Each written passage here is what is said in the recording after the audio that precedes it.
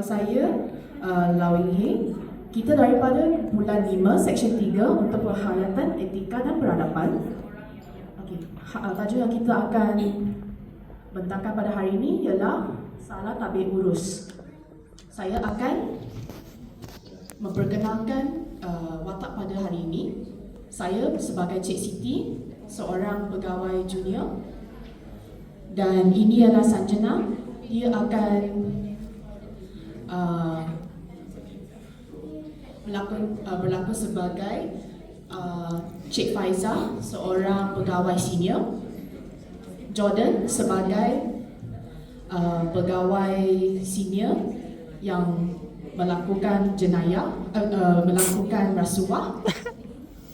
Xuan sebagai Puan Lina, seorang ketua kepada jabatan. Majuka sebagai Ibu Siti. Sanita sebagai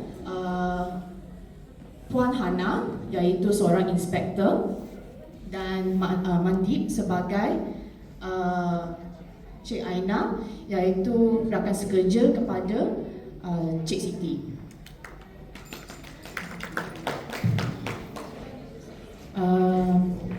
Dr. Siti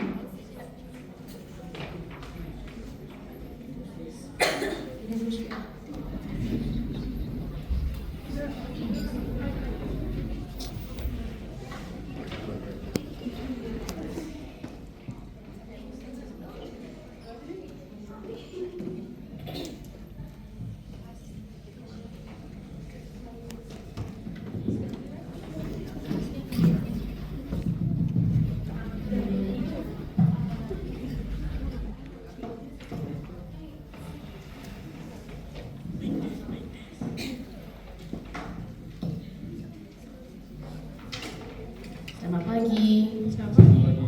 Apa khabar Siti? Hari Minggu ada pergi mana-mana untuk bercuti tak? Tak adalah. Biasalah, kena buat kerja.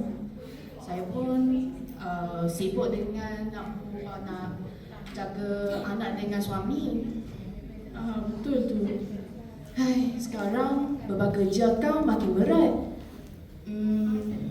Laporan pun semakin banyak sekarang setiap bulan. Tapi gaji tak ubah-ubah pula. Memang begitulah kerja dalam bidang ni. Tapi teruskanlah usaha kamu Siti. Harap-harap segala urusan dipermudahkan dapat naik pangkat tak lama lagi. Harap-haraplah. Saya pun kerja dekat sini pun dah 3 tahun. Harap-haraplah saya punya usaha dapat dilihat oleh pihak atasan. Hai. Sejak kemenjak ni saya pun menghadapi banyak masalah keluarga.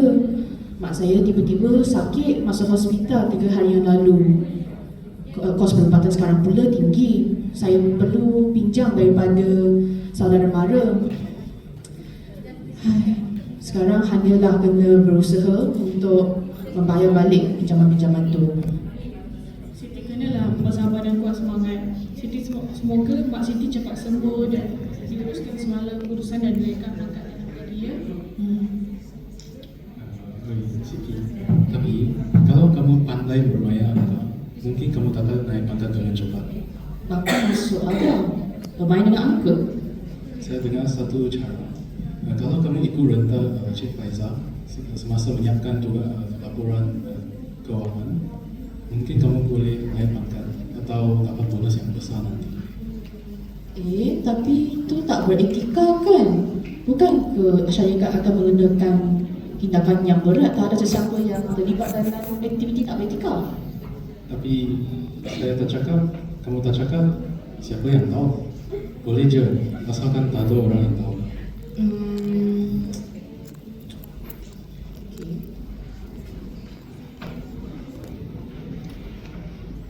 Ada mesej daripada Cik Faiza.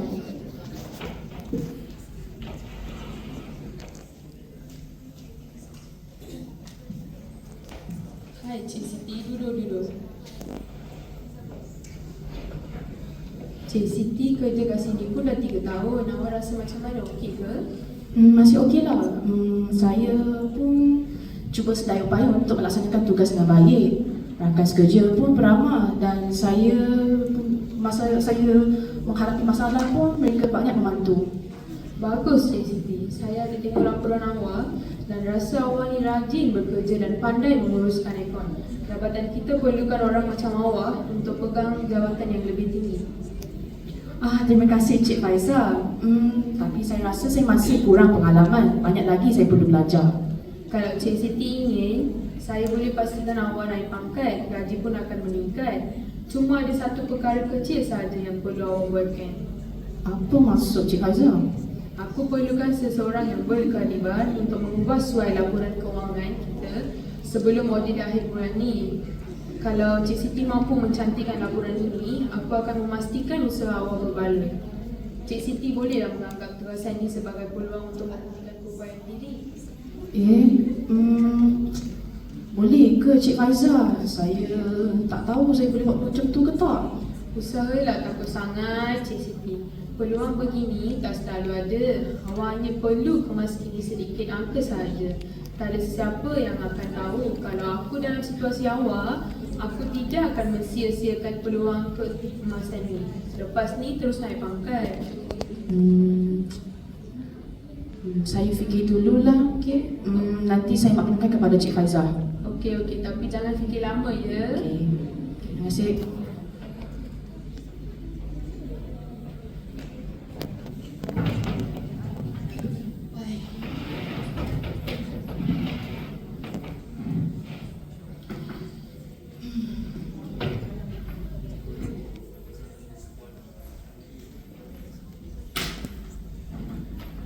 Adam, awak sibuk tak? Boleh tak saya cakap sekejap dengan awak? Boleh, kenapa?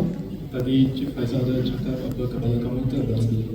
Dia cakap kalau saya ubah angka dalam laporan kewangan, nanti saya boleh dapat promosi. Macam mana pula? Itu satu peluang besar Siti. Kamu masih was-was lagi? Jangan tolak, nanti menyesal. Dalam pejabat ini, sudah ada banyak orang yang buat macam itu. Mana boleh. Tak boleh main dengan duit rakyat macam tu lah. Saya takut ni. Salah di sisi undang-undang. Saya faham. Tapi kamu nak terus jadi pegawai biasa sampai bila? Kadang-kadang kita perlu pandai-pandai tengok keadaan. Kamu perlulah rebut peluang ini untuk naik pangkat. Baik, saya fikir dululah.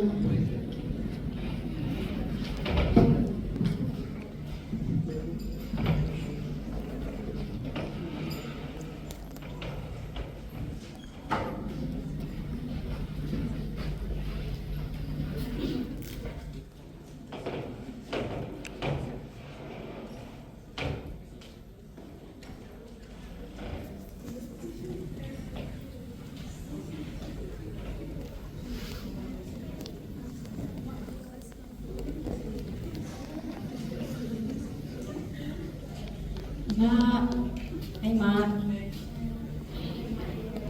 Mak sihat sikit hari ni. Saya ada bawa bubuk ikan, nanti boleh makan. Masih lihat saja. Tadi doktor ada datang. Doktor kata pembedahan masih okey. Tapi mak bimbang bil akan naik nanti. Mak jangan risau dengan bil perubatan tu. Nanti Siti boleh uruskan. Mak hanya perlu sembuh je dengan rehat, tak apa. Lepas ni keluar dari hospital, lepas dah sembuh, Siti bolehlah masak rendang ayam kegemaran mak nanti. Boleh? Boleh. Okey.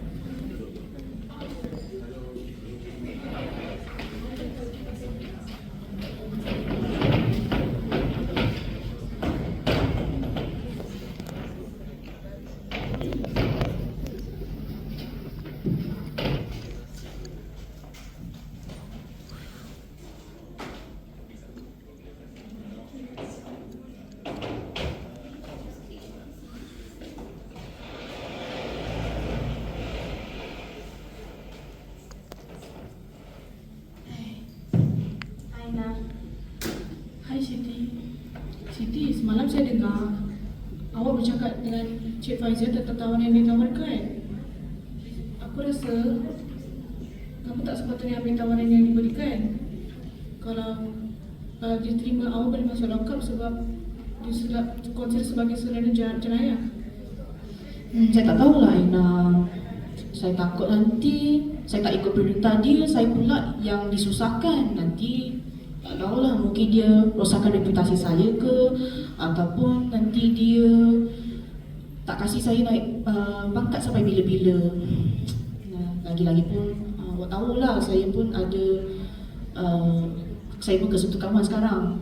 Saya perlu bayar balik kos perubatan mak saya tu.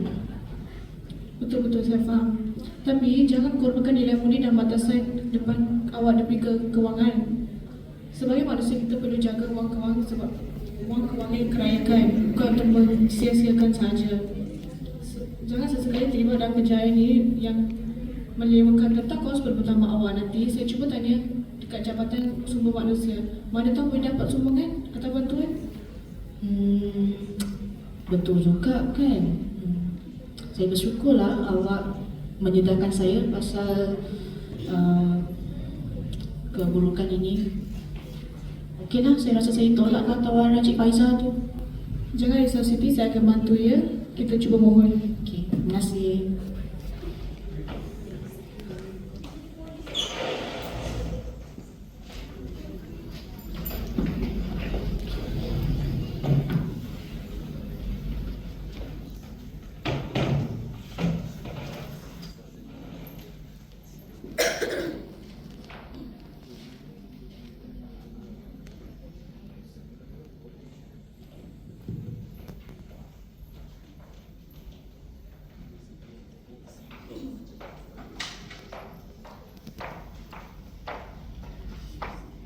Selamat sejahtera Puan Lina, saya Puan Hana. Jabatan kami telah menerima aduan dan saya telah diarahkan untuk menyiasat kemungkinan berlakunya manipulasi dalam laporan kewangan di bahagian kewangan syarikat ini. Manipulasi dalam jabatan saya tak pernah dengar perkara ini. Semua laporan kewangan kami telah diupdate dengan teliti. Saya akan mula menyiasat. Saya memerlukan akses kepada semua rekod kewangan dan saya perlu bual beberapa pegawai berkenaan. Baiklah, saya akan bawa Puan Hana ke semua rekod kewangan kami.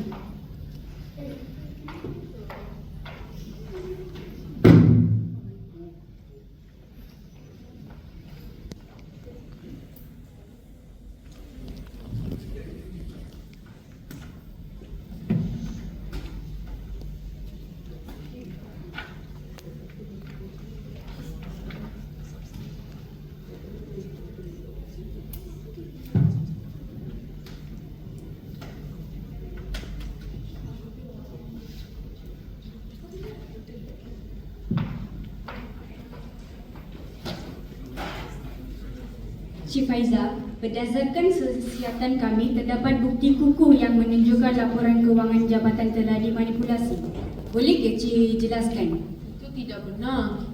Semua laporan saya mengikuti prosedur. Kami ada saksi yang mendakwa Cik mengarahkan pegawai bawahan untuk memanipulasi angka. Ini boleh membawa kepada tuduhan jenayah.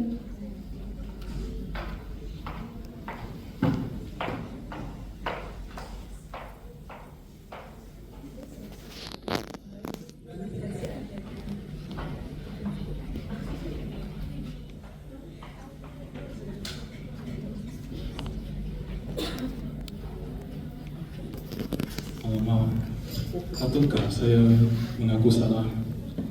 Saya rasa menyesal kerana terlibat dalam ini. Saya mengaku salah. Saya terlibat dalam hal ini dengan Cik Faiza. Kami cuba tutup kelemahan kewangan untuk keuntungan sendiri. Saya tak sangka ini akan jadi seperti ini. Raza, saya tak sangka awak boleh terlibat dalam perkara ini. Ini adalah satu pengkhianatan kepada jabatan kita.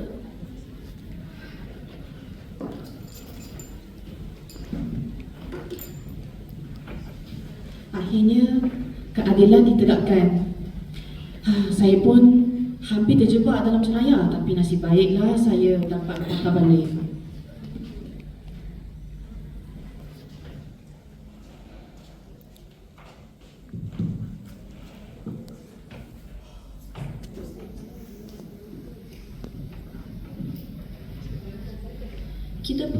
kita semua perlu ingat, amanah kita sebagai penjawat awam adalah perlu berkhidmat dengan jujur dan tulus. Rasuah dan manipulasi kewangan tidak boleh dilakukan,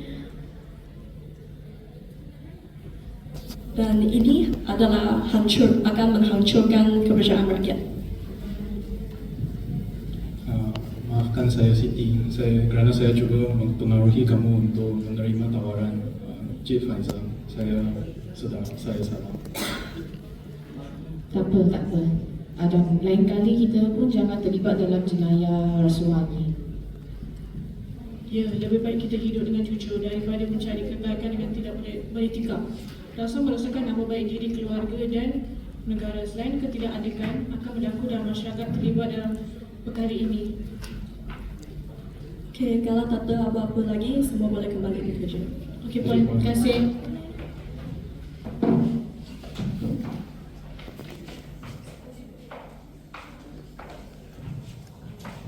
Ya, semoga semua dalam auditorium ni dapat memahami dan